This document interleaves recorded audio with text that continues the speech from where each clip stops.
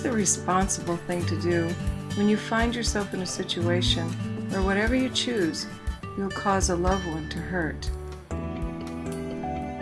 Like many kids, my son Patrick came from a divorced family. Patrick is one of those kids having to deal with a father who fell into drug addiction and walked out of his life.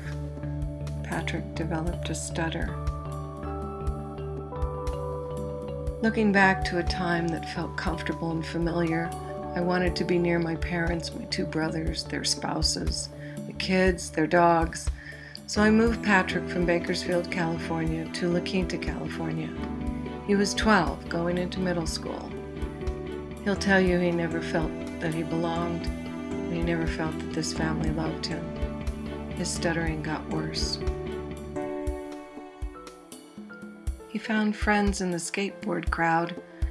Gone were the A's on the report cards, and playing saxophone. I wasn't paying attention. My family began grumbling. I could feel their disdain. Patrick felt it too. We weren't fitting into my parents' mold for children and grandchildren. According to them, I wasn't parenting correctly, and Patrick wasn't behaving correctly. Then, when Patrick was 1 month away from turning 19, July 6, 2010, everything changed.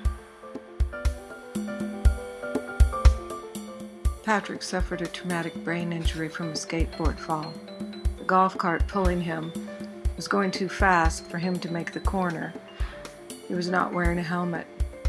The road to recovery would be 5 to 7 years. His transition from adolescence to manhood would be very broken. He had no confidence and no courage. A plan was developed to keep my son from using marijuana. I was to kick him out of the house if he smoked, and if I couldn't kick him out, my family was to disown me. 5 months after the injury, we returned home from the Brain Rehab Center and started seeing Dr. Sawicki, the psychotherapist, every week. Patrick returned to marijuana. It helped him cope with his injury. It gave him less anxiety, and it made life a little more enjoyable for him. I couldn't follow the plan to kick him out into the streets. I chose to love and be there for my son. I put him in rehab. He left the place. Everyone there did coke or meth or heroin. He smoked pot. I still loved him and was there for him. Dr. Sanjay Gupta would make his first of a series of reports on medical marijuana in August of 2013, but it was too late for our family. Patrick and I were already outcasts. Patrick is 24 now. As he becomes more aware, he's realizing that pot isn't doing for him what he needs it to do. He's trying to quit and step into the unknown. He's building up the courage to test his wings. It's been a year now since Patrick and I have communicated with the family. I explained to my mother that Patrick and I need some time without the negative static and the judgmental tones.